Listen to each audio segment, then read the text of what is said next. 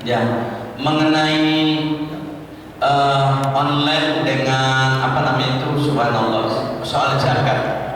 Jadi sama juga sedekah. Sedekah itu kalau suami yang utama kepada istri, kepada anak, kepada saudara, kepada tetangga.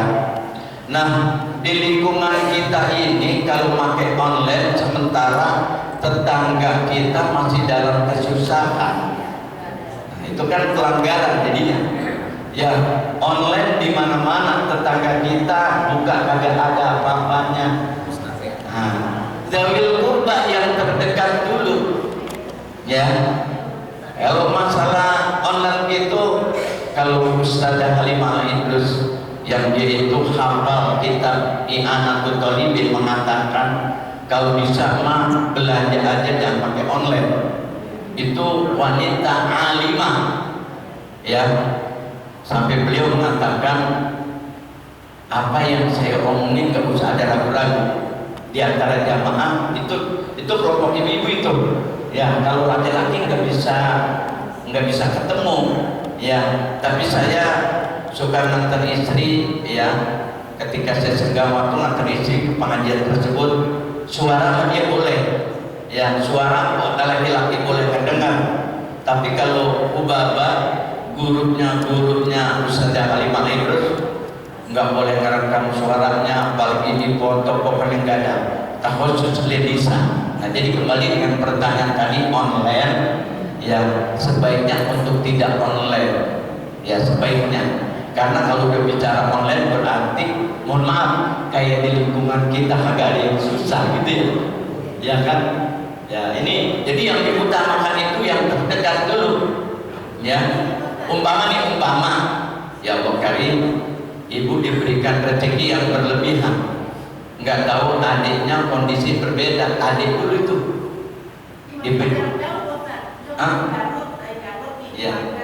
Tapi ibuku, di lingkungan kita itu yang terdekat lebih utama, ya. Jadi kalaulah kita penerima, sebaiknya yang di sana kasih tahu juga.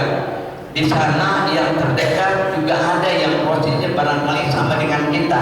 Jadi termasuk kita ini yang di sini.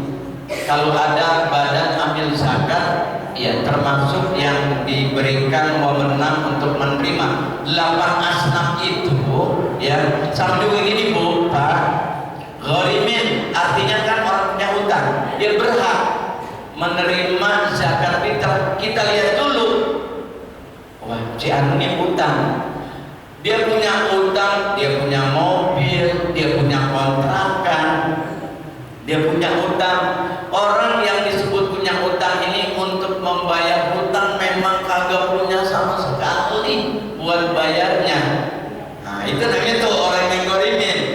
Nah, oh saya punya utang di bank sekian juta, umpamanya nih. Developer umpama, pemborong punya utang di bank, biasanya pemborong umumnya begitu kan, ya. Dengan kecanggihan cara berpikirnya membangun perumahan, nggak ada modal, kerjasama sama bank. Nah, yang mau beli rumah suruh bayar duluan. Nah itu otaknya jalan itu, nggak punya modal tapi untungnya besar. Akhirnya dia punya utang. Wah ini berhak menerima zakat, kagak. Orang mobilnya juga mobil apa? Nah, jual dulu mobil, bayar utang. Nah itu kan gitu. Jadi kembali lagi, kalau memang ibu sebagai mustahik, terus ada ijab sama qabul, antara muzaki dengan mustahik itu harus ada omongan. Makanya mohon maaf, dulu bapak saya itu kerja di Pemda. Bapak saya dulu kerja di Pemda, biasanya gaji dipotong untuk bayar zakat, ya. Apa bahasa orang tua saya? Di rumah bayar lagi zakat 2 kali. Jadi karena masih ada sah, masih ada keraguan. Kenapa? Potongan itu nggak ada ijab qabul, nggak ada akad. Ya harus ada akad. Saya mau zakat fitrah di bahasa kita. Saya mau zakat fitrah atas nama pribadi saya. Kan gitu ya. Tolong diterima. Ya. terus diterima, saya terima zakat Bapak, mudah-mudahan Allah selalu memberikan keberkahan. Itu namanya ada akad. Nah kalau dipotong tanpa, dan motongnya lagi juga tahu-tahu di lembaran slip gaji potong itu Pak Haji Syariah, dipotong gitu tuh. Itu mesti harus ada ijab kabul ya. Nah kalau online ya belum ada kontak gitu ya, belum ada kontak ya.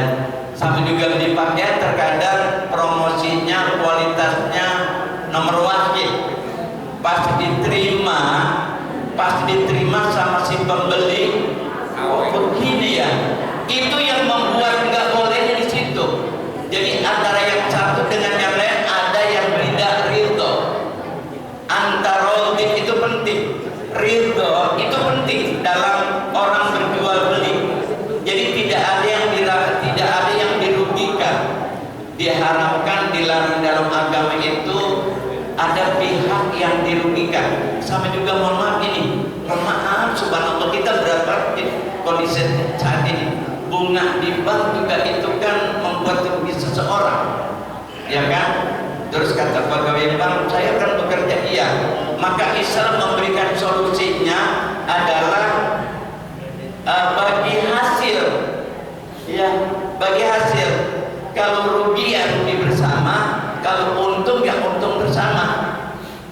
Allahu Akbar, subhanallah. Ini mohon maaf ya, ataupun kita di semuanya hati-hati betul dengan orang-orang yang istilah dulu waktu saya kecil bahasanya bank keliling ya, itu subhanallah bukan sekedar bahaya di dunia, bahaya di akhiratnya juga lebih parah. Tidak sedikit orang yang menggunakan bank begitu itu gulung tikar, rumahnya dijual ya, karena mereka bunganya bukan main itu. Jadi maaf, barangkali ada kalau yang ada dari pegawai bank yang ini harus ada istilah bagi hasil itu penting. Makanya sekarang bank-bank menggunakan bank syariah, BSI, Bank Syariah Indonesia. Itu dari Majelis Ulama sudah diarahkan itu. Ini begini. Adapun karyawan ada melanggar itu urusannya sama Tuhan. Tapi sudah diarahkan dari Majelis Ulama, Bank Syariah Islam itu sudah diatur ya, sistemnya bagi hasil ya seperti itu. Jadi begitu ibuku, usahakan kalau ibu mustahik berarti berikan kepada musafir yang terdekat. Kalau ibu sebagai musafir berarti orang yang memberikan zakat, mustahik berarti orang yang menerima zakat ya, gitu ya. Jadi dikondisikan. Kemudian bagaimana dengan tadi pertanyaan kedua, baca Quran? Subhanallah, Islam itu dari sejak Nabi Muhammad sudah menganjurkan apa? Utlubul ilma minal mahdi ilal lahdi. Tututlah ilmu dari buaya, bahasa kita membuaya, atau ada yang bilang dari masa ayunan, atau kalau saya bilang dari mulai ngebrojol, dari mulai keluar dari emak sampai masuk ke perut bumi. Keluar dari perut emak sampai masuk ke perut bumi itu masa belajar. Ya Allah, dulu belum tahu hukumnya menuntut ilmu ini wajib. Pas sudah dewasa baru ngerti. Ya hatalan sampai sekarang harus belajar sambil baca Quran, baca terbantah-bantah yang enggak rapi. Kalau di hatinya ada niat belajar, insya Allah dimaafkan sama Allah. Ini bahasa sederhananya, orang bisa bawa kendaraan udah lancar dengan orang yang baru memulai bawa kendaraan. Di atas mobil ada tulisan belajar. Andai kata ada sesuatu pelanggaran, pasti ada kebijakan hukum. Yang jadi masalah begini, sok pinter. Nah, ini yang jadi masalah ini. bacaannya Allah, ya Allah Akbar, yang mesti dibaca panjang, ya dibacanya pendek, yang bacanya pendek dipanjangin. Umpamanya Bismillah, saking hebat suaranya Bismillah, ya Allah, suaranya cakep tapi nggak sesuai prosedur, seperti itu. Ya, ada yang tipe orang beda-beda.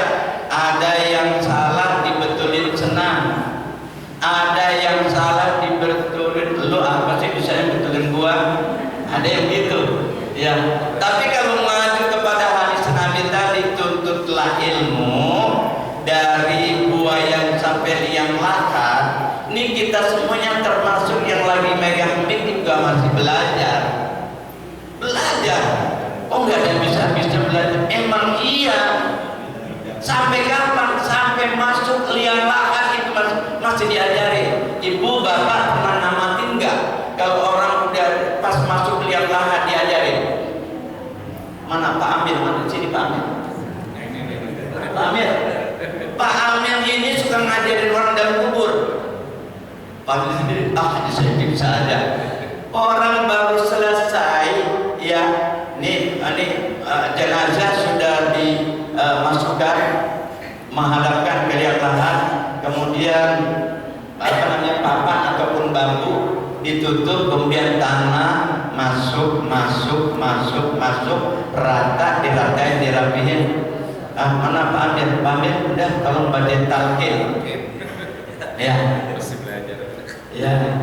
Itu masih diajarin itu. Ya. Bilangnya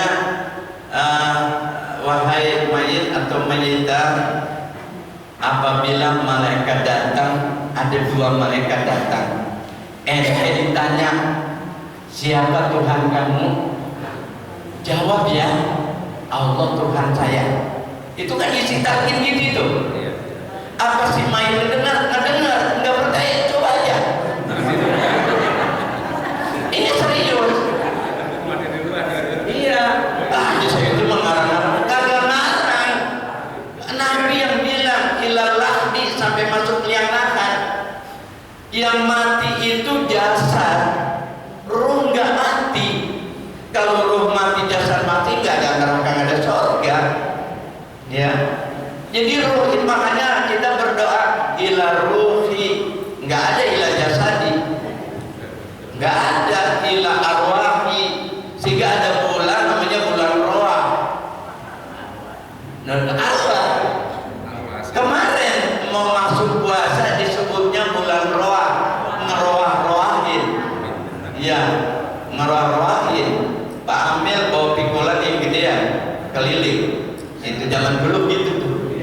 Zaman dulu, zaman tahun 50-an, memang orang pinter, jarang banget, ya, bacanya. Makanya dulu itu sampai ada makanan aja harus berbau supaya orang gak keluar. Perteha, begana,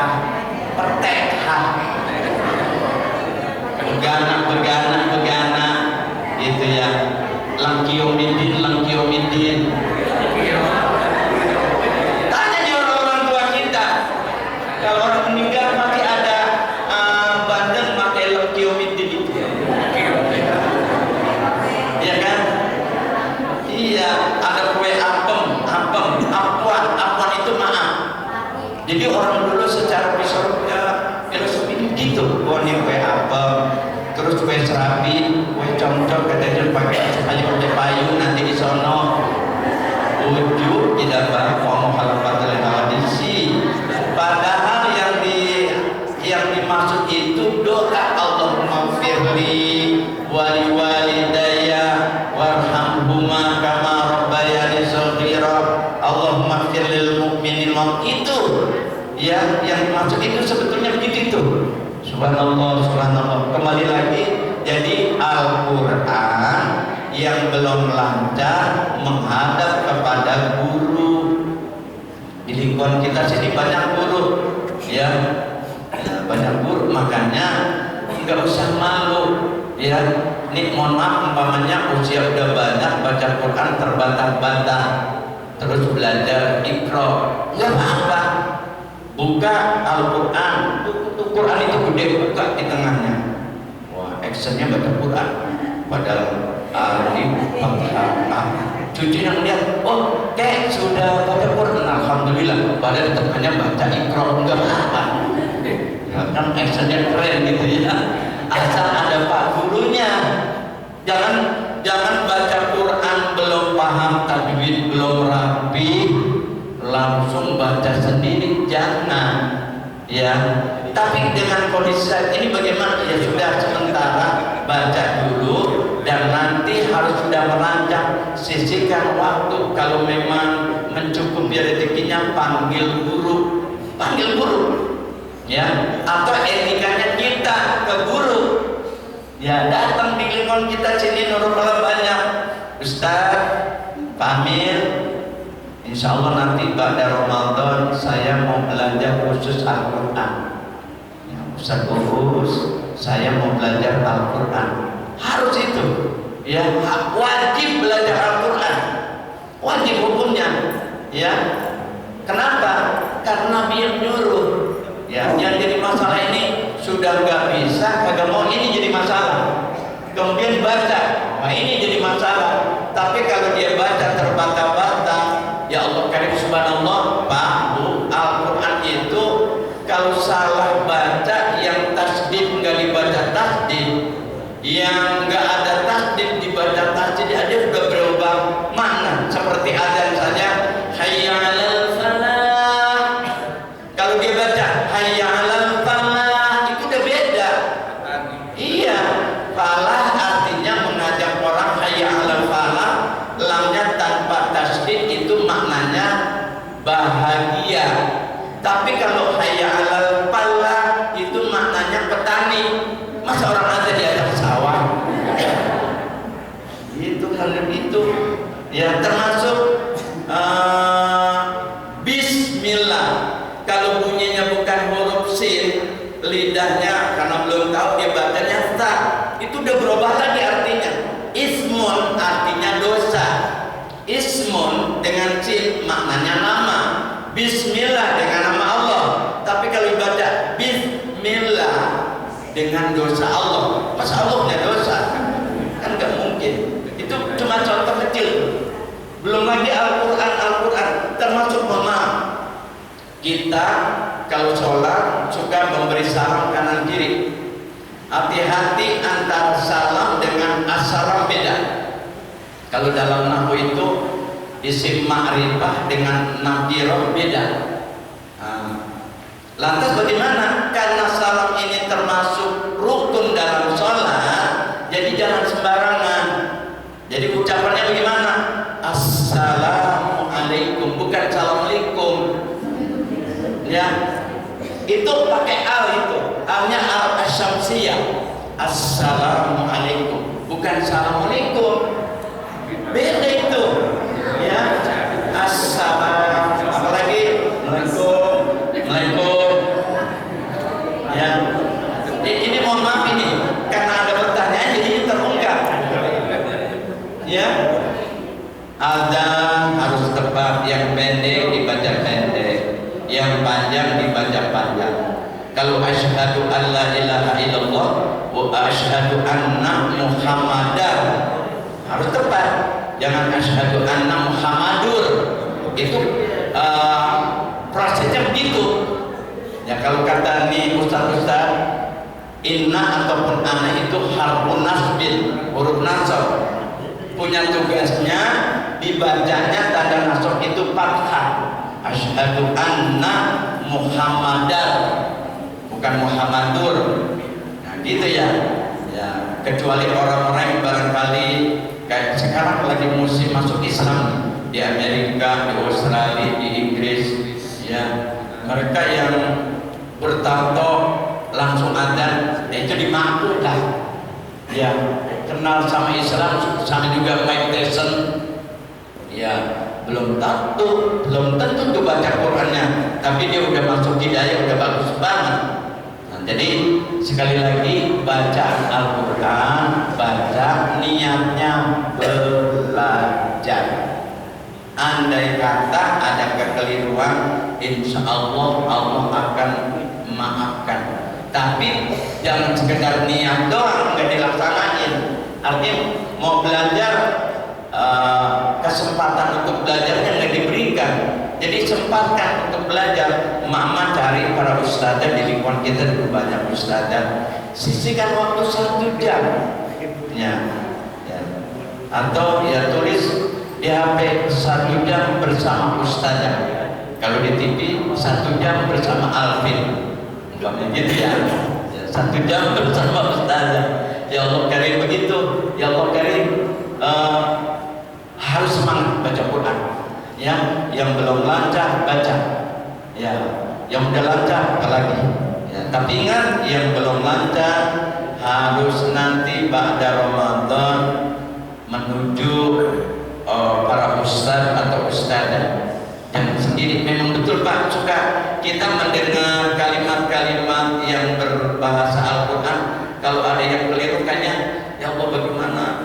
Pengalaman saya dulu kecil, ketika ada orang yang pede banget, orangnya nggak mau belajar, kalau diajarin, oh ilah jurusannya keluar semuanya. Itu udah. Ada yang tipe gitu, udah bacanya banyak keliru.